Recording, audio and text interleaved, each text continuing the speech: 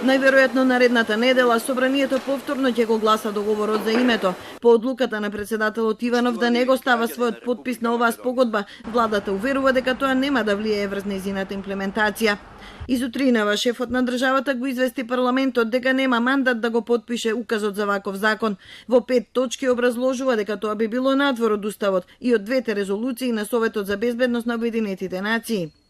Еден од столбовите на мојата политика во изборната програма е дека не прифаќам промена на уставот со цел промена на уставното име.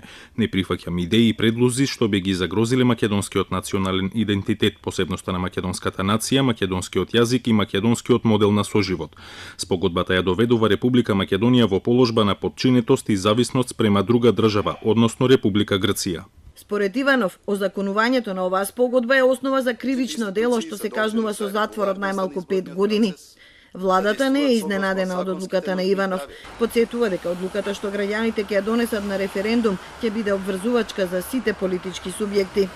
Владеачката СДСМ смета дека се работи за произволно читање на договорот, за мешање во ингеренциите на собранието и за партиска директива до Иванов, кој треба да представува последна брана за интеграцијата во ЕУ и во НАТО, поради што треба да сноси последици. Сериозно нарушување на политичката и правната стабилност на системот во Република Македонија и сериозно мешање на председателот во надлежностите на законодавниот дом, што исто така може да биде предмет и на други правни лекови и механизми што стојат на располагање не само на Собранието на Република Македонија, мислам тука на постапката за импичмент, туку мислам дека и Уставниот суд и други надлежни органи имаат и обврска и право да поведуваат постапки по однос на тоа однесување. За ДУИ политиката на Иванов е инфантилна. Потсетуваат дека по второто гласање во Собранието тој ќе мора да потпише. Единствен кој што се става против патот на Македонија кон Европска унија и НАТО е господинот Иванов, кој ги предводи на овој начин малкумината, кој што се против евроатлантската интеграција на Република Македонија и засреќа се само малкумина.